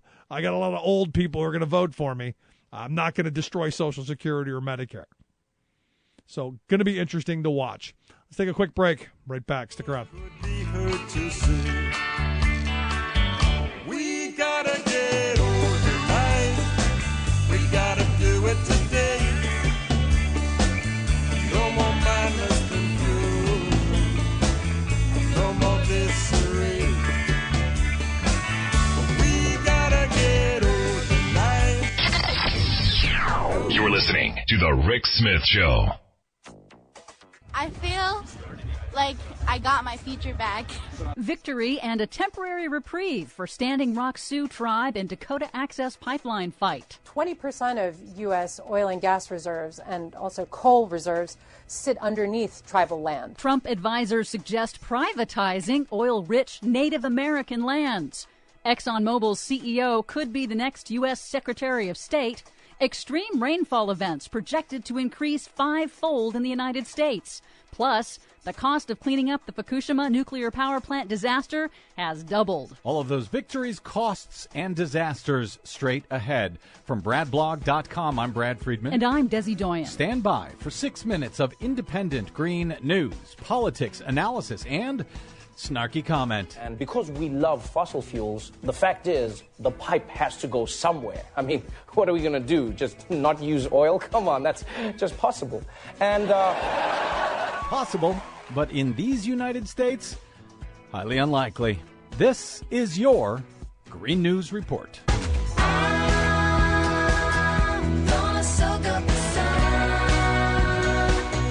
Okay, Desi Doyen, amidst terrible news and a terrible season, some actually very good news over the weekend, if only for now. Yes, that's right. The Standing Rock Sioux tribe of North Dakota is celebrating. It's a temporary reprieve in their ongoing fight to stop the Dakota Access Pipeline. This after the U.S. Army Corps of Engineers on Sunday rejected a key construction permit for the pipeline's route under the Missouri River, saying it will seek an alternate route for the project. That could take months. Standing Rock Sioux Chairman Dave Archambault on Monday thanked the Obama administration and said non-Sioux protesters can go home for now until after the inauguration of Donald Trump. Tribal member Chase Iron Eyes, founder of the Indigenous Environment Network, said they know the fight isn't over. This isn't the end of the fight for clean water. This isn't the end of the fight for constitutional, civil, and human rights. This is the beginning of that fight. Stay vigilant. We do not quit. We do not stop. This was a huge victory coming after months of protests and hardship by the water protectors up there in North Dakota, facing off against the private security companies and law enforcement who were just brutal to them at times, even while the corporate mainstream media paid no attention to what was going on. So congratulations to the Standing Rock Sioux up there in North Dakota. We'll see how long the good news lasts, however. It may not last that long. Pipeline owner Energy Transfer Partners blasted the decision as purely political and says it expects to complete the pipeline without rerouting. Of course. Donald Trump explicitly supports the pipeline and has personal financial investments in companies that back the project. It is possible for a new administration to attempt to reverse the Army Corps' decision, but the tribe's attorneys have vowed to tie it up in court. Keep up the fight, water protectors. Meanwhile, Reuters reports on Monday that advisors on Trump's transition team focused on Native American issues have floated the idea of privatizing tribal resources in order to reduce federal environmental regulations on fossil fuel production. But wait, it gets even worse. The Wall Street Journal confirmed on Monday that the current CEO of ExxonMobil, Rex Tillerson, is under consideration for Secretary of State, despite his lack of diplomatic experience and despite his personal financial stake in Exxon's operations in more than 50 countries. And despite the fact that several states are now investigating ExxonMobil for lying to the public and investors for decades about its own scientific research confirming climate change. Because they knew about climate change and they spent millions with climate change deniers trying to hoax the public. As it turns out, I guess it's just not that hard to hoax this public. Speaking of climate change, a new study projects that extreme rainfall events, like the kind that caused record flooding in Louisiana and Houston earlier this year, will occur 5 times more often in the U.S. Gulf Coast states, along the Atlantic coast, and in the Southwest by the end of the century. That's according to a new study by the National Center for Climate Research. The researchers project a 180% increase in these types of downpours across the U.S. by 2100. Science is so several weeks ago. In other news, in Japan, at the Fukushima Daiichi nuclear power plant, officials have now doubled the projected cost of cleaning up and decommissioning the devastated plant, estimating it will now cost Japanese taxpayers upwards of $200 billion and could take 40 years. Until then, the plant's 3 melted nuclear reactors still require tons of seawater every single day to prevent another nuclear disaster. Finally, a bit more good news. 4 major cities, Paris, Madrid, Athens, and Mexico City, have agreed to phase out diesel engines within city limits within 10 years to reduce toxic air pollution. And the state of Texas last week broke its own record for wind energy production. The second time in less than 2 weeks, it supplied nearly half of the state's electricity at the time. Breaking wind in Texas. I knew they were good at something down there in your home state. For much more on all of these stories and the ones we couldn't get to, check out our website at greennews.bradblog.com. Find us and follow us on the Facebooks and the Twitters at Green News Report. I'm Brad Friedman. And I'm Desi Doyen. And this has been your Green News Report. The answer, my friend, is blowing in the wind. The answer is blowing in the wind. Now the lessons of the past were all learned with workers' blood. The mistakes of the bosses we must pay for. From the cities to the farmlands and trenches full of mud. 'Cause war has always been the boss's way, sir. Come on! The union forever defending our rights. Let's fight the right wing, our workers unite. With our brothers and our sisters from many far-off lands. There is power in our union. Welcome back to the Rick Smith Show. Check out the website, thericksmithshow.com. Questions, comments, something on your mind, you can email me, rick@thericksmithshow.com. So the giving season coming upon us, and I just found a way to make my Christmas shopping a little bit easier, especially for all of the young girls in my family, my daughters, nieces, and it came in the way of a labor book. And anytime I find something of the labor persuasion for kids to learn about the history of work in this country, I say this an important work, which is why I've asked the author of Fanny Never Flinched, Mary Cronk Farrell, to come talk with us. Mary, thanks for taking time for us. You're welcome. Thanks for having me. First, thank you so much for writing this book. As I've been reading through it, I'm a huge fan of the history of labor and the story of Fanny Sellens, and to find it in a kid's book, easily digestible, just fantastic work. Thank you. I admire her so much. She's a huge heroine of mine, so I was really happy to see the book myself. Right now, because we hear a lot about Mother Jones, we hear a lot about Mary Harris, but not so much about Fanny Sellens. And you know, I've got a bunch of books for my kids about Mother Jones. This will be the first one they get for Fanny. So let me ask you, how did you get taken to this? How did you find the topic? Do you have a labor background? Well, I discovered Fanny by accident. My dad was in the Ironworkers Union, so I grew up knowing about the union, but I accidentally came across Fanny when I was researching for something else, and as soon as I learned about her life, how courageous she was, how company gunmen threatened her for encouraging men to strike in Pennsylvania, and as soon as I realized how courageous she was, that she would risk her life because of her belief in workers, I just couldn't give up the topic. I wanted to write this book. And it shows the courageous fight of women of the past. And as I tell my daughter's 14, I say, you know, right now she's living in a time where women have more opportunity than women have ever had in the history of civilization. And it's because of people like Fanny Sellens and Mother Jones and others who fought for the right to vote, who fought for the right to employment and an opportunity outside of barefoot and pregnant. That's right. Fanny was doing a man's job as a labor organizer. I mean, there were a few, like you mentioned, Mother Jones, but there weren't many women, especially in the mine workers union. But Fanny was among the best of the organizers of the time. She was very charismatic and powerful. Now, you write in the book how you were just kind of appalled by the fact that no one was ever found or held to account for her murder, because as the story goes into, she was murdered for standing up for a man who was being beaten by mine goons, and you were surprised at that, right? Well, I thought she was an amazing person, and I thought the way she lived and died was amazing. And I at the time was kind of naive about the union movement, I guess. Now that I've done a lot of research, I realize it's not unusual at all that union organizer would be killed and nobody would be convicted of it. And the names are long, but and as I keep saying, the reason stories like the one you've written are so important is that all of the things that we take for granted today, someone fought, bled, and died for. That's correct.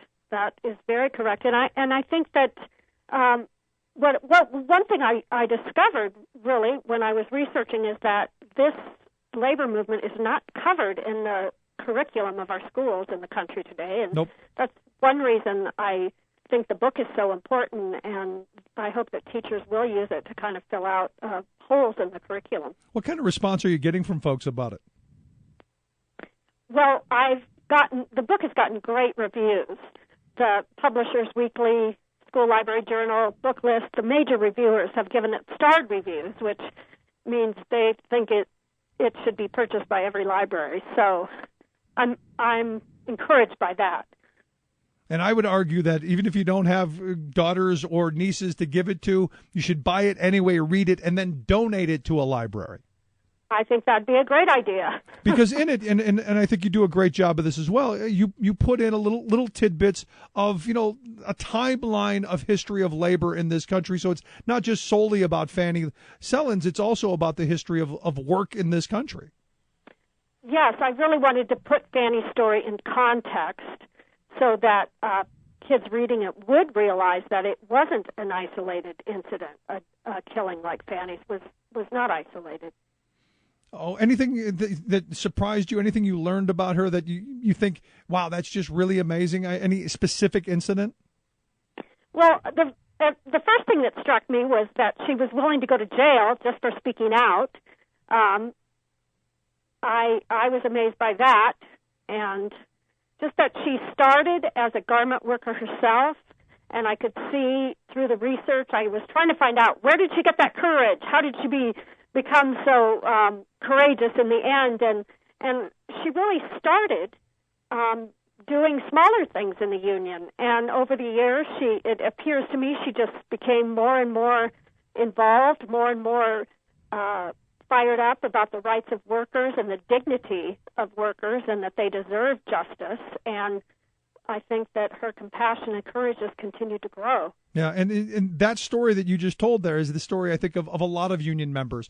They feel that sense of empowerment. You start off at the bottom, and you see through little actions that you can make a difference. And that's really why I believe that there's this push in this country to destroy organized labor and make sure that workers don't have the kind of voice that they had at one point that people like Fanny Sellens fought for.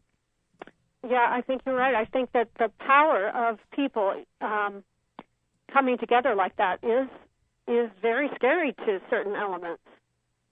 And that you look at the power of the oppressors, and I look at her murder, where I don't know if I'm sure you've seen the photo. I remember when I learned about her, the first thing I saw was the photo of her on the morgue table with her head smashed in because one of the goons hit her in the head with I forget what the tool was, but basically crushed her entire skull.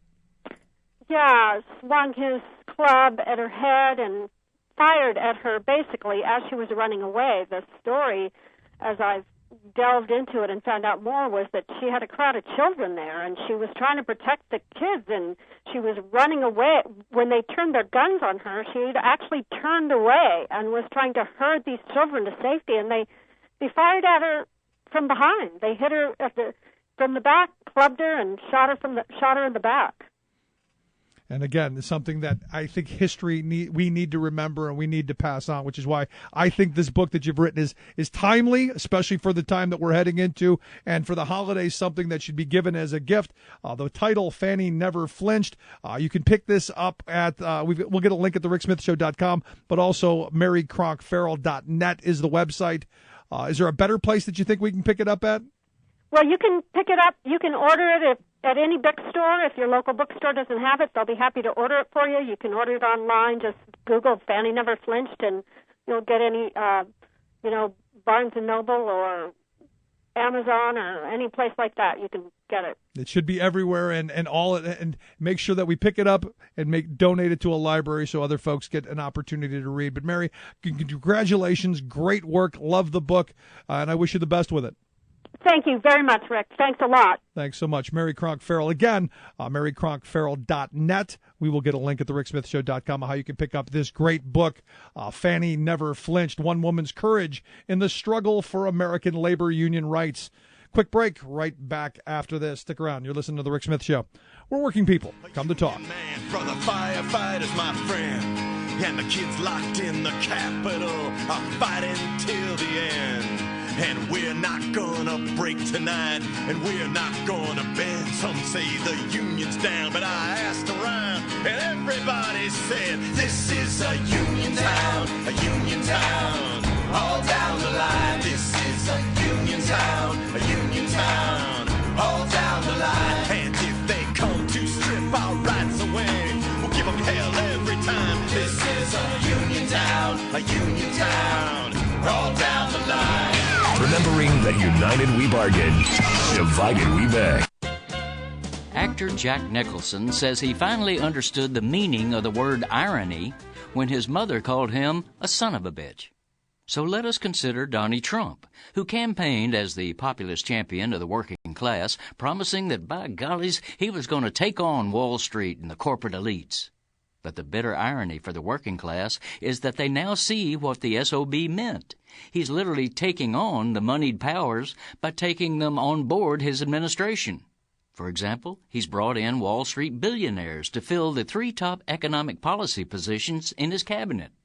Then there's Betsy DeVos, the billionaire heiress to the scandal-plagued Amway fortune. Her life's work has been trying to defund and privatize the public schools that working-class people count on and to eliminate the working-class jobs of teachers and support staff. Her new job with Trump? Secretary of Education, where she'll now use our public money to try killing off our public education system.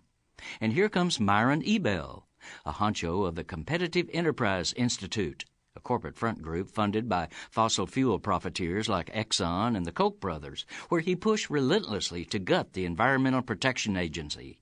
Where's he now? Heading Trump's EPA transition team. Also, more than half of the Donald's Department of Defense transition team have been executives or lobbyists for such military contractors as Boeing. Overall, according to watchdog group Public Citizen, 3/4 of Trump's transition teams, which are organizing, staffing, and shaping our new government, come from corporate world. Not a single working-class populist has been allowed a seat at his power table. This is Jim Hightower saying, as America's working stiffs know, if you're not at the table, you're on the menu. Trump is no populist. He's a full-tilt corporatist. What do the corporate powers from Wall Street to Walmart have in common? They hate the Hightower Lowdown. You can see why at www.hightowerlowdown.org. From United Nations headquarters in New York, this is your World in 2 Minutes. I'm your host, Luke Vargas, for Talk Media News. We start in the world of European politics, where 2 major elections over the weekend pitted the political establishment with surging populist forces. In Austria, populism didn't win, as Alexander Van der Bellen won a presidential election by a wider margin than some expected. Importantly, he defeated Norbert Hofer of the far-right Freedom Party, a candidate who rejected the European Union and was critical of the large number of refugees led into Austria in recent years.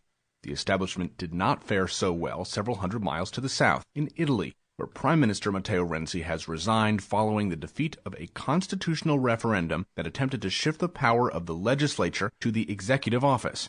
Renzi argued Italy's broken political system required more centralized power in order to solve a range of primarily economic issues, but voters weren't having it. New elections will be held next year, and all eyes will be on the performance of Italy's Five Star Movement, a political party that rails against the EU and wants to hold a nationwide referendum similar to the British Brexit vote. And Australia has approved construction of the massive Carmichael coal mine project. Based in the northeastern territory of Queensland, the project will be centered around Australia's largest coal mine, with some 6 open-cut pits and as many as 5 underground mines. The project could operate, according to estimates, for up to 60 years. That's not all. A permanent rail line will connect the inland mines with the coast, and offshore, a significant amount of underwater dredging will occur to help larger export ships send the new coal to India. Greenpeace and a slew of other environmental groups say Australia can have coal or the Great Barrier Reef, but not both. Expanding coal exports, they say, will send hundreds of new ships over the reef, increasing the risk of accidents on a reef that is already facing alarming coral bleaching. For more global news headlines, visit talkmedianews.com. Remembering that united we bargain, divided we beg. Rick Smith.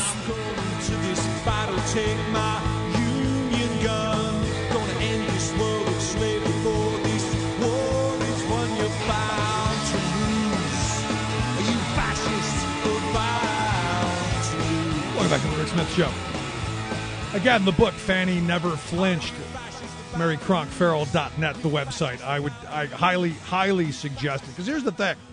You look at someone like Betsy DeVos taking over as education secretary.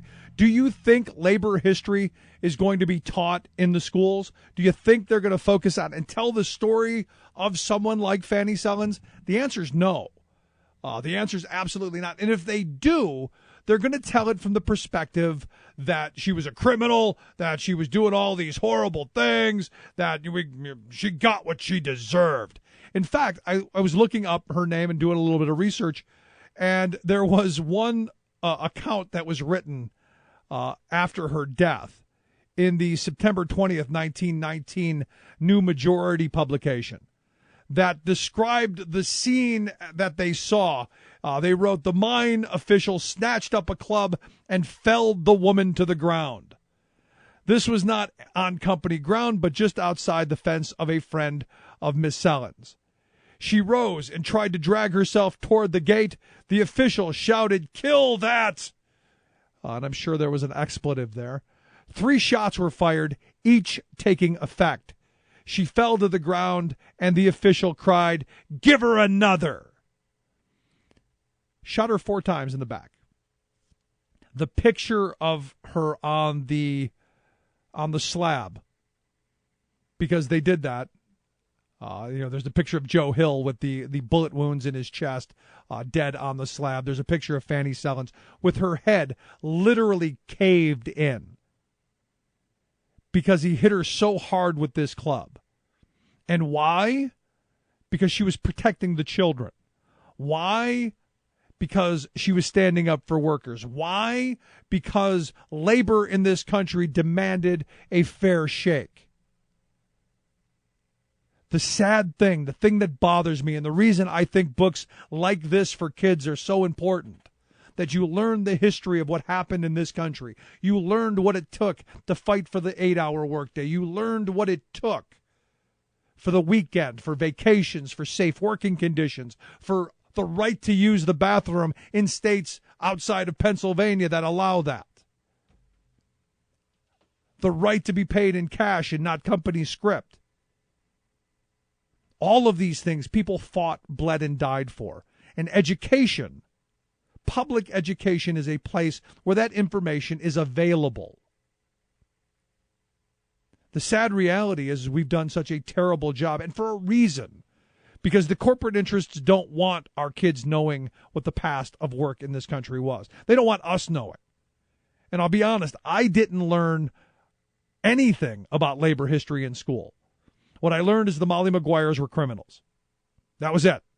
The ancient order of Hibernians were all criminals because they had the audacity to want safer working conditions in the mine.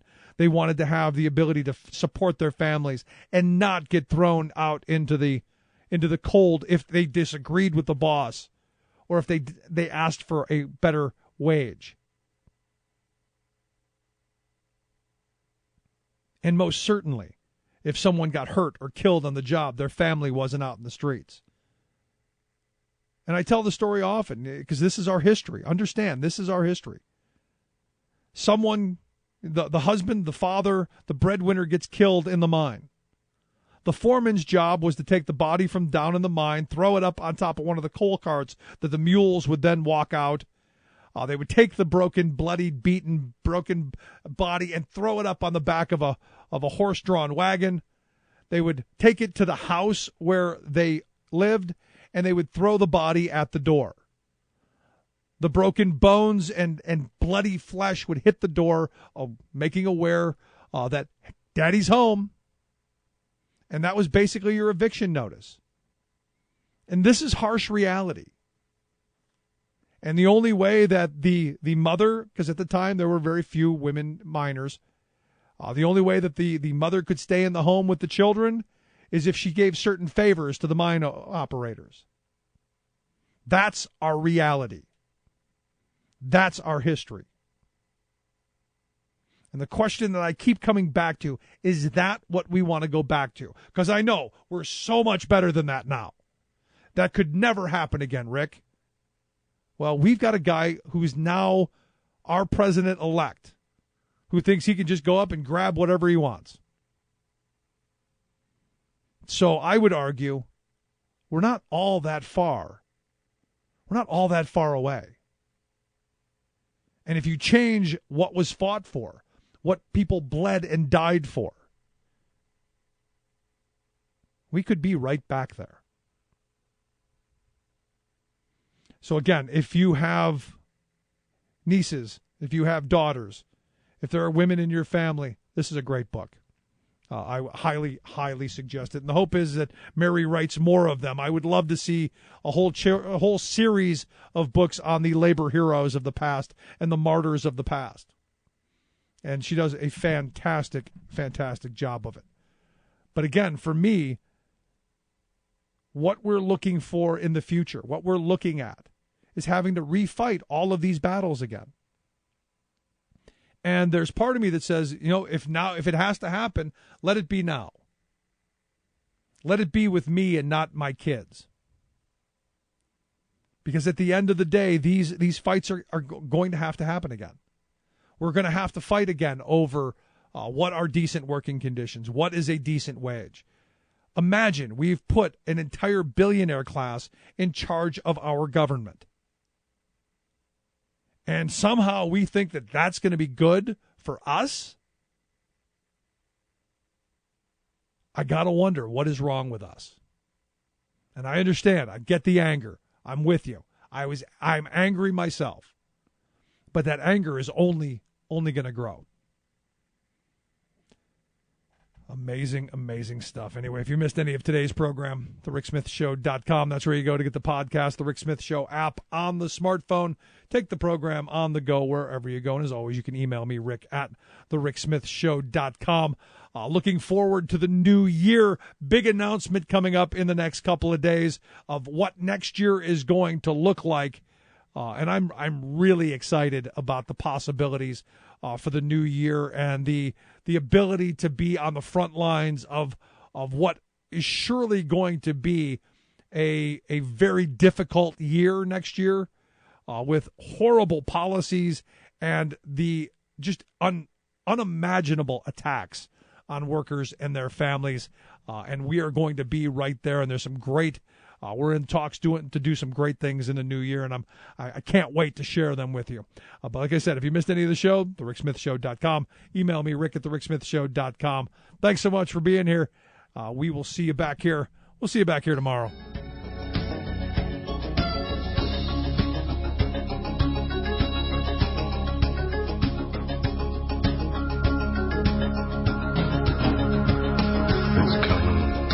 You've been listening to The Rick Smith Show. Together, we can make America better. Email Rick at thericksmithshow.com or interact with us anytime at thericksmithshow.com. Until next time, this has been The Rick Smith Show, where working people come to talk.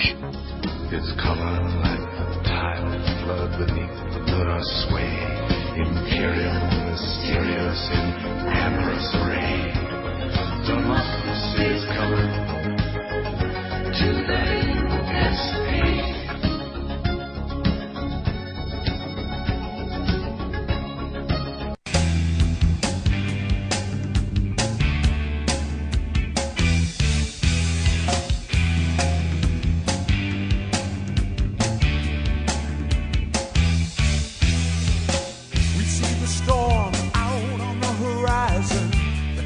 Dark in the midnight sky, we feel the fire burning in the belly, the flame